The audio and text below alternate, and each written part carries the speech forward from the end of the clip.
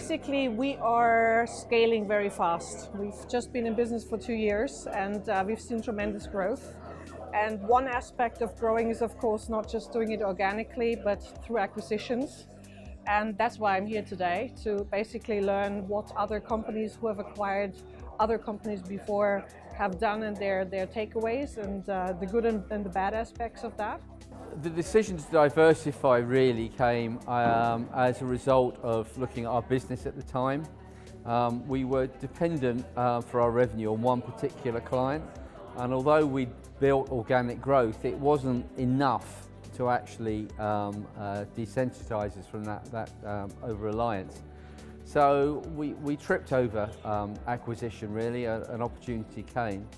And once we'd made that acquisition, which was pretty much a smaller version of ourselves, we realised that we could also use it to diversify as well, so that we could take other businesses in our sector which offered a slightly different service than the one that we had, so that we could build our service offering piece by piece by having a group philosophy rather than a single unit philosophy, as it were.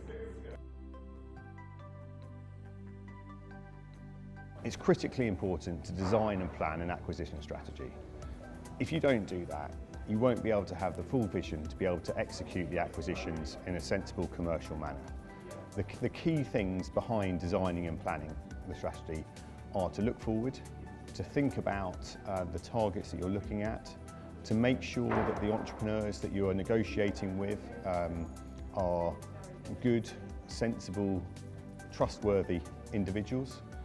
It's important that you understand both the cost synergies but also the sales synergies that can come through, and it's also important that you and your staff understand the potential cultural changes that an acquisition may bring when eventually you complete the acquisition. Choosing the right advisor is really important for us. It depends on the size of the deal as to what advice we get. For smaller deals where it's generally just goodwill and asset purchase, we'll just take legal advice. But for the bigger deals where we're doing a company purchase, the share purchase, we'll get legal advice and corporate advisors. And the way we've picked them is generally getting introductions to them, referrals from people we know and trust, and then meeting them and just making a decision on chemistry mainly. Well, for us it was a big decision to decide to be acquired by Columbia Capital and become part of this global buy and build. I set the company up 14 years ago in a serviced office, a couple of us there, and we grew the company quite nicely. But for me, I've always been fascinated by this whole private equity and venture capital world and understanding how they can put together these special purpose vehicles and bring all of these companies together under one global brand. And for us, it allowed us to address a whole different subset of customers that we would never have been able to work with before as a sort of smaller UK-based organisation. There have been a number of interesting lessons that we've learned across the way.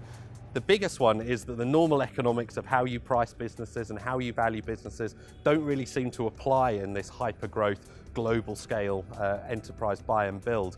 They're very much more focused on what's your top-line revenue growth, what's your addressable market, and some of the valuation points that you might have used to value a smaller business just don't really apply in this new world. The key takeaways for me today were really you've got to have a proper process in place, how you actually find potential targets, and then how you do the due diligence and how you close the deals. The second nugget is probably, how do you integrate the new entity into your firm, into your culture, and also be prepared that some deals will not go through. They will simply fail for several reasons. So don't be too much in love with one deal or one company, and don't pay a stupid price.